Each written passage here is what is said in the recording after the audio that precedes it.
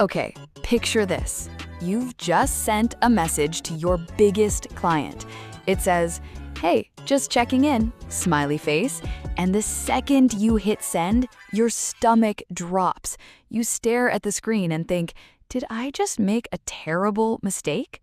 Oh, we have all been there. That little moment of panic, was that too casual? Did I sound unprofessional? It's one of those things that nobody really teaches you, but it matters so much at work. It really does. And the thing is, it goes both ways. You can also be too formal, which has its own set of problems. Welcome to Say It in English, the podcast that helps you use English confidently and naturally in the workplace. I'm Lexi. And I'm Tom, and today we're talking about one of the most important and honestly one of the trickiest skills in business English, knowing when to be formal and when to be casual, or as language teachers like to call it, reading the room. Reading the room. I love that phrase. And Tom, we're going to introduce a word today that English teachers use a lot. Register. It sounds fancy, but it's really just a simple idea. Right, exactly. Register just means the level of formality in your language. So when you write a casual Slack message to a colleague, you use an informal register. When you write a formal email to a senior client, you use a formal register. It's like choosing the right outfit for the occasion. Oh, that's such a good analogy. You wouldn't wear a tuxedo to a casual Friday lunch, right? And you definitely wouldn't show up to a job interview in flip-flops. Well, hopefully not. And language works exactly the same way. The words you choose, the phrases you use, they send a signal about who you are and whether you understand the situation you're in. Totally. So here's what we're going to do today. We're walking through 3 real workplace scenarios, situations you might actually face at work. And in each one, we're going to show you the wrong version and the right version, so you can really hear the difference. All right, let's get into it. Scenario number 1, a Slack message to a colleague. Okay, so set the scene for us, Lexi.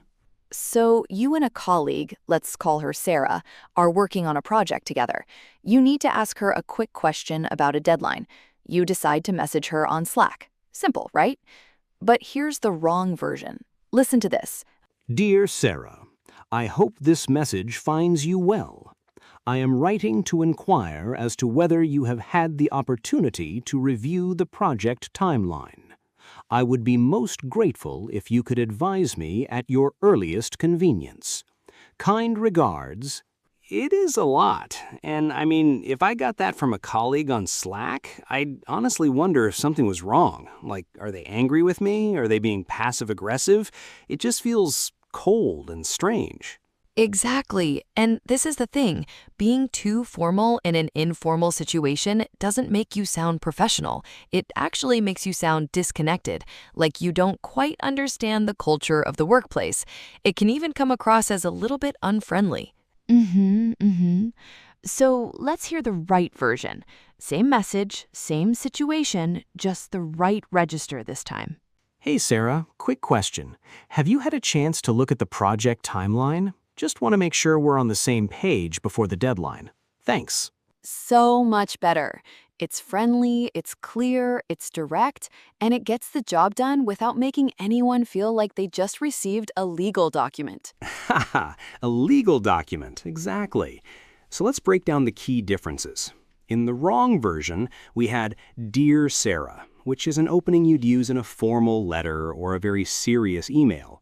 In the right version, we just say, Hey Sarah, relaxed and warm. And there was this phrase in the wrong version, I am writing to inquire as to whether. That's very old-fashioned, very formal English. You really only see that in official letters or formal business correspondence. In the right version, we just say, quick question, and then ask it directly. It really does. And finally, we swapped kind regards for just thanks. A simple, cheerful sign-off, perfect for a quick message. So the big lesson from scenario 1, with colleagues, keep it natural, be warm, be direct, and match the tool you're using. Slack is casual. Use casual English. Love it. All right, let's move on to scenario 2. And this is where it flips completely. Scenario 2, an email to a client. Oh yeah, this is the opposite problem. Exactly. So here's the scene. You work at a marketing agency. You have a client, a company that pays you for your work. They've asked for an update on a campaign you're running for them. You write them an email. Here's the wrong version. Hey, hope you're doing great. So we've been smashing it on the campaign lately. The numbers are looking super fire, and honestly, our team has been absolutely killing it. We'll ping into full report soon. Catch you later. Yeah. And I think if I were the client receiving that, I'd be a bit alarmed. Like it feels like a text from a teenager, not a professional update from the agency I'm paying. Right, and it's not just the slang. Words like smashing it and super fire and killing it, those are very informal, very trendy expressions. They might be fine between friends or even between colleagues who know each other really well, but with a client, it can come across as unprofessional and even a little bit disrespectful. And there's another issue. We'll ping you the report soon. That's very vague. Clients want specifics. They want to feel like you're on top of things. Soon doesn't inspire confidence. Good point. Vague language can make you seem unprepared, even if you're actually doing great work. Okay, so let's hear the right version. Dear Mr. Chen, I hope you're well. I wanted to share a brief update on the current campaign. Performance has been strong this week. Engagement rates are up by 18% compared to last month, and we're on track to meet our targets. I'll send through a full report by end of day Thursday. Please don't hesitate to reach out if you have any questions in the meantime. Best regards, Tom. See, that is so much better. It's warm, it's professional, and it gives the client real information, not just vibes. Not just vibes, I love that. So let's unpack some of the language. Dear Mr. Chen, using a surname and a title. This shows respect. You might move to first names later in the relationship, but when in doubt with a client, start formal. Exactly. And I hope you're well. Simple, polite, standard. It's a small thing, but it shows courtesy. Then notice how we replaced smashing it with performance has been strong. It says the same thing. Things are going well, but it sounds measured and credible. And we gave a specific number. Engagement rates are up by 18%. Specifics build trust. Instead of, we'll ping you soon, we said, I'll send through a full report by end of day Thursday. That's a commitment, a deadline. That tells the client, we are organized. You can rely on us. Yes, and I want to highlight one phrase from that version. Please don't hesitate to reach out. This is a super useful phrase in business English. It's a warm, open invitation for the client to contact you. It signals that you're available and approachable, but in a professional way. Definitely put that one in your toolkit. 100%. Okay, so the lesson from scenario 2, with clients, be professional. That means clear language, specific information, polite greetings and sign-offs, and no slang. Even if your workplace is casual on the inside, clients often need to feel like they're working with a serious, trustworthy team. Perfectly said. All right, we've done 2 formal with colleagues and 2 casual with clients. Now let's look at the trickiest one, the one that really requires good judgment. Scenario 3, an update to your manager. Ah, yes, the middle ground. This one is interesting because it really depends on the specific relationship you have with your manager. But there are some general rules that work in most situations. Right, so here's the scene. You're sending your manager, let's call her Lisa, a quick email update on a project. Nothing urgent, just keeping her in the loop. Here's the wrong version. This time, too casual. Hey Lisa, just wanted to let you know the project's basically done, LOL. We hit a few bumps, but it's fine now. We'll probably send it over tomorrow or the day after. Not sure yet. Cool? Ooh, LOL in an email to your manager? Yeah, that one's rough. And cool at the end? Like imagine your manager reading that. It's not terrible in the way the client email was terrible, but it's a bit too breezy for someone in a position of authority. It doesn't show enough respect for the professional relationship.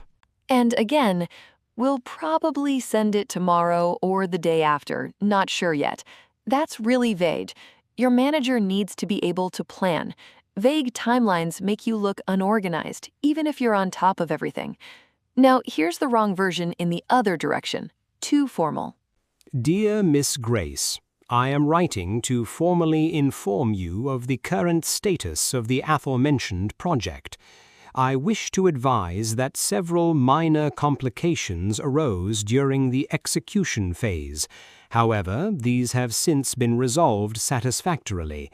Delivery is anticipated no later than the 15th. I trust this is acceptable. Yours sincerely. Exactly. And there are some really interesting phrases in there. The aforementioned project. Aforementioned means mentioned before. It's extremely formal. You never say it in real spoken conversation. And I trust this is acceptable.